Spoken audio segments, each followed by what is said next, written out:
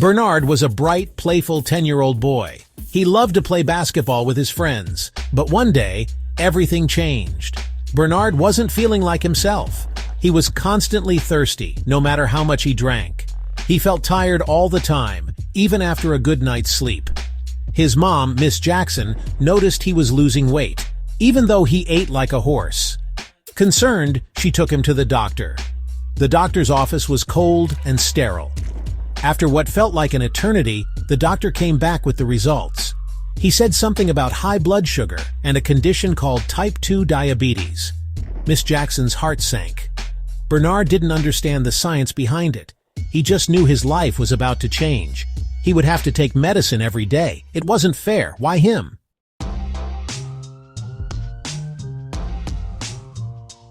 Life with diabetes was hard. Bernard had to learn a whole new way of living. He had to prick his finger multiple times a day to check his blood sugar. He had to give himself insulin injections. He had to watch everything he ate. It was a lot for a young boy to handle. He felt different, left out. At school, kids whispered about his condition. They said he couldn't play basketball anymore. Bernard felt alone.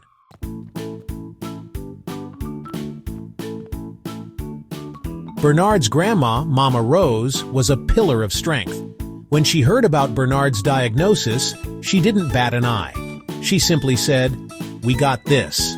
Mama Rose moved in with Bernard and his mom. She took over the cooking and learned how to give Bernard his insulin. She was his biggest cheerleader.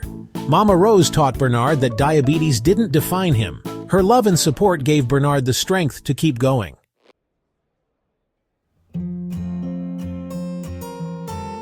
Middle school was tough. Everyone knew about Bernard's diabetes. Some kids were cool about it, but others weren't. They'd stare at him when he ate, whispering behind cupped hands. His self-esteem took a nosedive. He started withdrawing from activities he once loved. Bernard hated the constant finger pricks, the insulin shots. He hated the feeling of being different. There were days he just wanted to give up. He'd lock himself in his room, tears streaming down his face. Miss Jackson would find him, her heart breaking for her son. She'd hold him tight, whispering words of comfort. He missed out on parties, on sleepovers, on the simple joys of being a teenager. He needed to find a way to cope.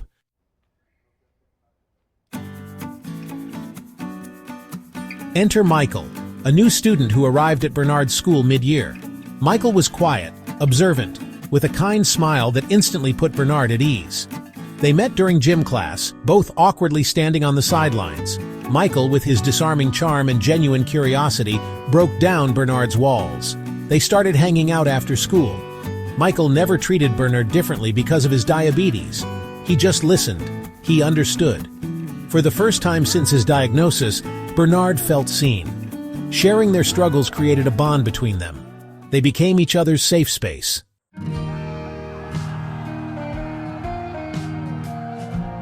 With Michael's encouragement, Bernard slowly started coming out of his shell. He began to open up more about his diabetes. Michael helped Bernard see his condition as a challenge, an opportunity to learn and grow. He encouraged Bernard to get back into basketball. They started practicing together. Bernard, inspired by his friend's unwavering support, started taking better care of himself. He still had his bad days, but now he had Michael. Their friendship became a beacon of hope.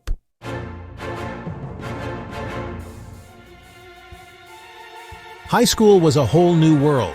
Bernard walked those crowded hallways with Michael by his side, but diabetes, it was always there. He joined the basketball team, just like he and Michael had planned. But keeping up with the other guys wasn't easy. Practice left him drained. He had to be careful not to overdo it. Sometimes, he felt like he was letting his teammates down. It made him angry. Then there were the girls. Bernard wanted to be a part of that too. But how could he explain his diabetes? He started to doubt himself. He retreated into his shell again.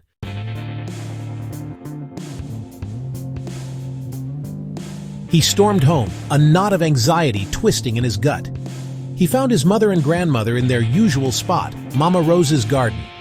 This little patch of green was their sanctuary. Mama Rose moved among them with a quiet grace. He told them about the missing glucose meter, his voice cracking with frustration. Miss Jackson started to fret. But Mama Rose, she just smiled. She placed a hand on Bernard's shoulder, her eyes filled with an ancient wisdom. Mama Rose's garden wasn't just about growing vegetables, it was about growing faith and finding solace.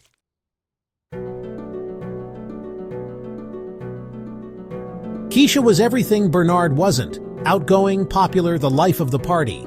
Bernard was smitten from the moment he saw her. He worked up the courage to talk to her one day after English class. To his surprise, she was easy to talk to. They started hanging out, sharing lunch, studying together. But a part of him held back. He was scared to tell Keisha about his diabetes. He didn't want her to see him as different. He knew he couldn't live a lie.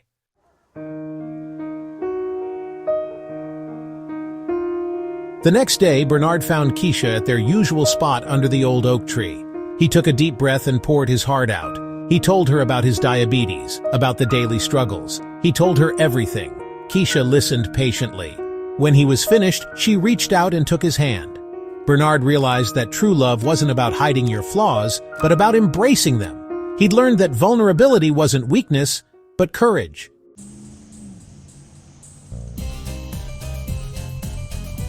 Bernard started noticing things he hadn't before.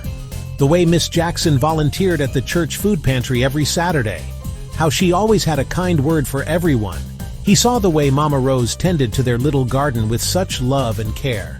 He realized that kindness, like diabetes, ran in his family. One Sunday after church, Miss Jackson announced that they would be joining a new group, a diabetes support group. Bernard wasn't thrilled, but Miss Jackson insisted. The community center was bustling with activity that Tuesday evening. Bernard found the diabetes support group.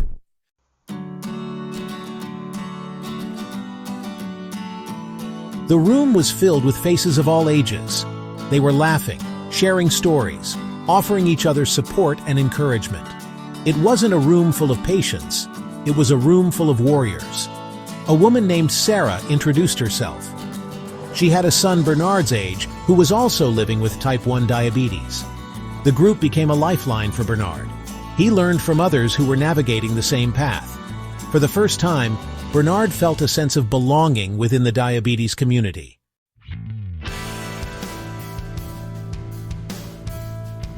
Basketball season was in full swing, and Bernard was finally finding his groove. He'd learned to manage his energy levels and communicate with his coach and teammates. His skills and confidence grew with each play.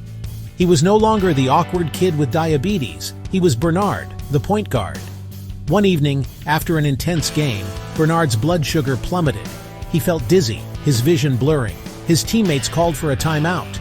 Coach Davis rushed to Bernard's side. Michael, his loyal friend, handed him a juice box. He always carried snacks for Bernard. It was a small gesture that spoke volumes.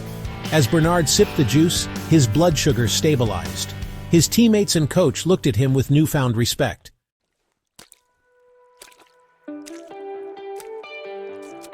The auditorium buzzed with excitement. Families and friends gathered, their faces beaming with pride as they watched their loved ones prepare to receive their diplomas. Bernard adjusted his cap, the tassel falling over his eye. He couldn't believe this day had finally arrived. Graduation, a milestone he'd once doubted he'd reach. He glanced over at his mother and Mama Rose, their eyes glistening with tears of joy. He saw the pride in their faces, the love that radiated from their very beings. They'd been his pillars of strength, his constant cheerleaders, his unwavering sources of love and support. He wouldn't be standing here today without them. His eyes met Michael's across the room, their shared journey flashing before their eyes. They'd navigated the choppy waters of adolescence together, their friendship a beacon of light during those tumultuous years. Michael, with his unwavering positivity and genuine empathy, had taught Bernard the true meaning of friendship, the transformative power of human connection. As Bernard walked across the stage, his name echoing through the auditorium, he felt a surge of gratitude wash over him. Gratitude for his family, his friends, his community. Gratitude for the challenges that had shaped him, the obstacles that had made him stronger. He was living proof that diabetes didn't have to define you. It was just a part of his story, a chapter in a life filled with endless possibilities.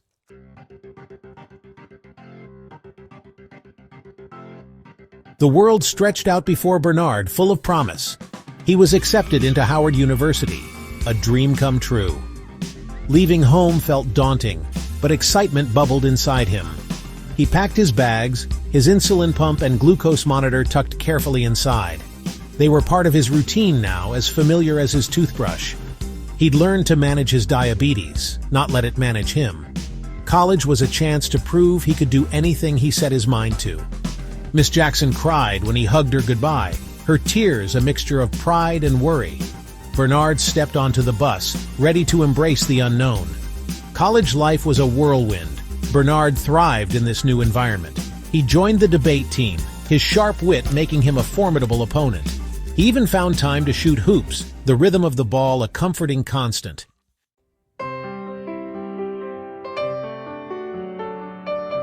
One evening, while scrolling through a campus newsletter, Bernard stumbled upon an advertisement for a mentorship program for underprivileged youth in the D.C. area. The program was looking for college students to volunteer as mentors, providing guidance and support to kids facing various challenges. A spark ignited within Bernard. He thought about his own journey, the obstacles he'd overcome, the people who'd helped him along the way. He realized that he had a unique opportunity to make a difference in the lives of kids who were struggling with their own battles, kids who needed someone to believe in them, to show them that anything was possible. He signed up for the program, his heart pounding with a mix of excitement and trepidation. He was paired with a 12-year-old boy named Jamal, a bright but shy kid who reminded Bernard of his younger self. Jamal, like Bernard, was living with a health condition, sickle cell anemia. He'd spent a good portion of his life in and out of hospitals, his childhood marred by pain and uncertainty. Bernard understood Jamal's struggles on a visceral level. He knew what it felt like to be different, to feel isolated by a condition that set you apart from your peers. He was determined to use his own experiences to empower Jamal, to show him that he wasn't defined by his illness.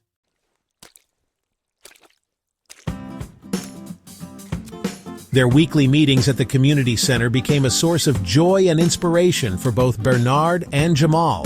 They'd play basketball, Bernard adjusting their games to Jamal's energy levels. They'd talk about their dreams, fears, and hopes for the future.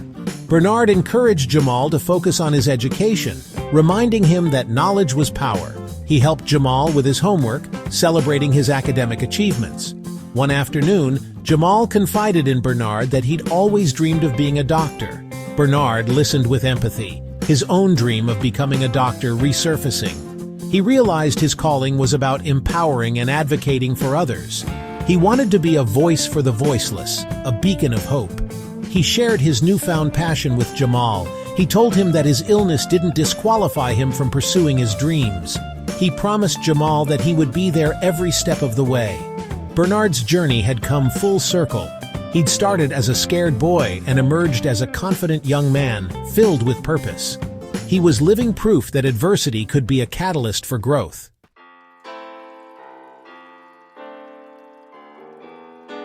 Years flew by. Bernard stood on a stage again, but this time he wasn't wearing a cap and gown. He wore a white coat, a stethoscope peeking out of the pocket.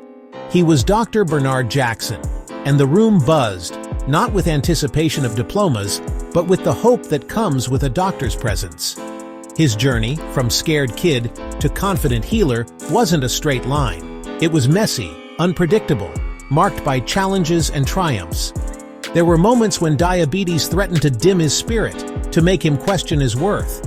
But he'd learned that resilience wasn't about never falling down. It was about getting back up, stronger each time. He looked out at the faces in the waiting room, a tapestry of colors, ages, backgrounds.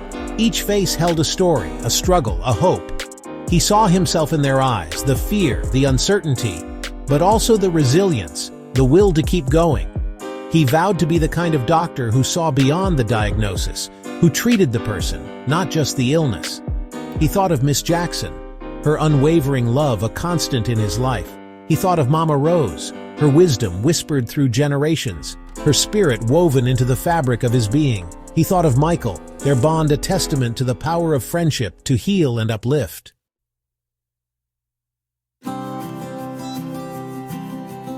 Bernard's story wasn't just about overcoming diabetes.